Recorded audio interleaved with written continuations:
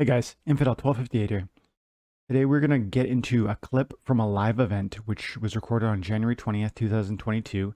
I go live every Thursday night with my community members. If you want to be invited to those live events, just check out the community tab on my YouTube and explore the different options there for you. They include increased access to my content and to myself. At Diamond or higher, I do live events with you privately. At silver or higher, you can become an intern for my guild and later at one point become an actual member of my guild. Check those things out if you're interested. But this was a clip from from last night's event, and the question came in. I just got a Magnor, which is a $100 card from an Untamed pack, and I'm wondering, should I sell it? And if so, what could I do with that? I think this is an amazing question. And this is very on point with what we talk about with the channel regularly, which is two things. One, understanding the difference between price and value. The price is $100, but what's the value to you? And then also, being a bargain hunter is so important to me, and it's one of the things I always advocate for you guys. You need to be looking at assets out there and moves you can make. They're gonna liquidate assets that have appreciated a lot in favor of acquiring assets that haven't yet appreciated. And I think that's the story here in front of, I think it was Matthew who left the question. Thank you, dude, for the question. And also, guys, I hope you enjoy this content. If you do, make sure you like and subscribe. And here we go. Let's get into it. Do you see the question that Matthew Young put up there? No, what did he say? He said that he pulled a Magnor from Untamed Pack yesterday, and he's undecided about what to do with it. I feel like I want to sell it and try and get gold legendary from Chaos Legion. Nice. He brought this up on Splinterlands HQ the other day. What do you think? What would you do if you just had it? And I'm guessing he's not too invested, maybe? I don't know. So when I was just getting started, I did this all the time when he's asking. I would get a card like Magnor and it was worth $100, $113. Well, it looks like for one copy, you're probably going to sell it for about $90. Like this guy here has his 2 BCX, 87.50 each. I'm going to say if you put it at 110, it's going to sit there and sit there and sit there. If you put it at say 90, it's probably going to sell. Or you could put it at 75 and this guy right here is going to buy it instantly. So yeah, that's probably the actual price right now. And what could you do with that? You could buy, if you can get $80 out of it, you're going to get 20 new Chaos Legion packs if you're interested, or you go buy them on the marketplace, especially right now. And the Chaos packs are, well, they're $3 right now. Yeah, it's kind of up and down, but still $3 is not bad. I mean, if you could get 25 or 30 packs out of the deal, that could be a way more. I would say it's going to be, there's way more potential associated with that than one Magnor. Magnor is a great card though. Absolutely an amazing card.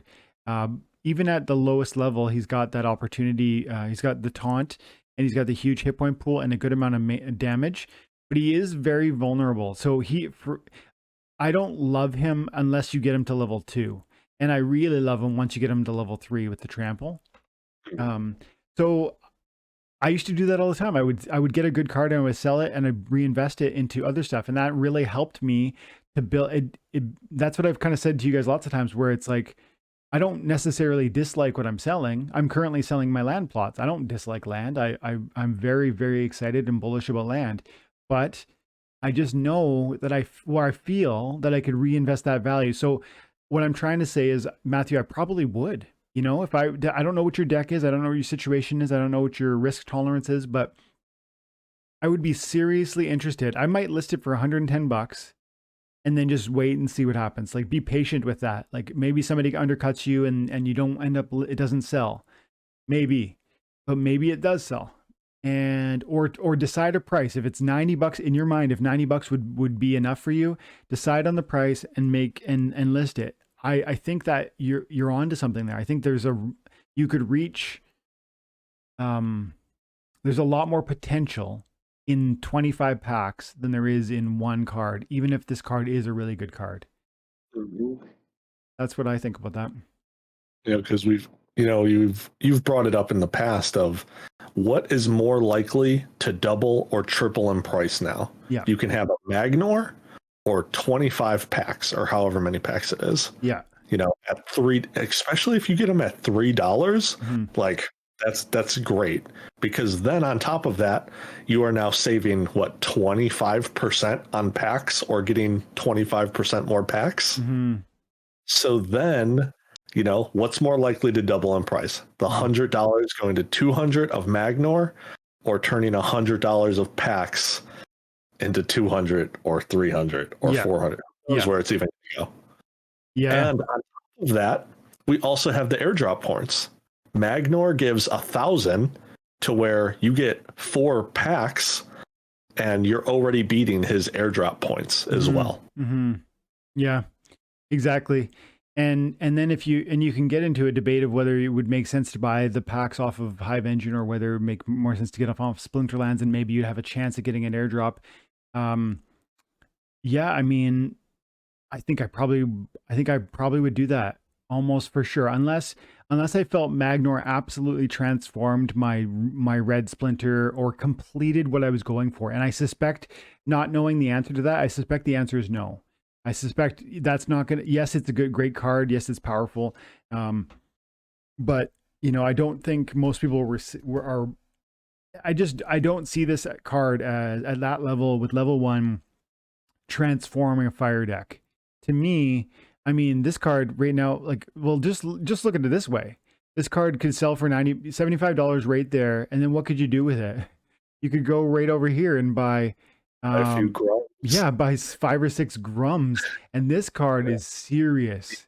He's so crazy. To me, this card is the best card in the game. I'm not exaggerating for like, that's my strong belief at this moment. And I do need to kind of test him out and see where it goes. But he has so many hit points. He has the Void and the Void Armor, the Giant Killer and the Bloodlust. And to me, he has got everything that I would want. What is his one weakness? Like, his weakness is that he's susceptible to Giant Killer. And that's, of course, that's a serious concern.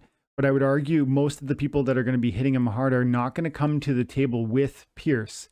And so if you have some repair behind Grum and his armor is there, he's going to, and by the way, it's Void Armor. So like, whether the Giant Killer that he's fighting has a magic or archery or melee, it's likely going to hit his armor. So I feel like Grum is very resilient as far as being prepared to fight against other Giant Killers. His speed is a weakness, of course, but then you play it in the context that it's not a weakness, where, you know, in your reverse speed matches. And so and I don't think that's going to be a plus. Think of all the games where it's like not just reverse speed. Where could you use them? You could use them in reverse speed. You could use them when every melee monster has opportunity. You could use them when every melee monster has sneak. You could use them when every melee monster has, or every monster has enrage, because enrage is going to amplify his speed. You could also augment his speed if you really feel that's a big problem. But man, I just think this card is so amazing. And you could liquidate your Magnor for probably 5 of these right now. To me, that would be I would get 3 of these, and then I'd put the rest of it into very select cards that you felt you absolutely were going to be game changing for you. Maybe it's summoners, because there are so many really inexpensive ones right now. And I was talking to Chuni about this earlier. It's like $3.50. You know, this is crazy. This is an amazing summoner for $3.50. Only reason I'm not buying hundreds of copies right now, honestly, hundreds of copies, because you can buy a max level Tarsa right now for like $340. Maybe 360. Yeah, roughly 360-ish. That's so cheap compared to where it was there a few months ago. And I'm in the process of making as many decks as I can to share with people, scholars, so that they can go out and play and earn and revenue share with me. So I want to do that, but I need to open 1,000 packs on Friday, tomorrow night, and see what that gives me before I start going. I want to know where my holes are so that I can fill them. And like I'm saying to, I think it was Matthew, it's like, you know what you're missing on your deck. Try and fill those, try and patch those holes with that 75 or $80 that you can get out of that Magnor. That's what I would do.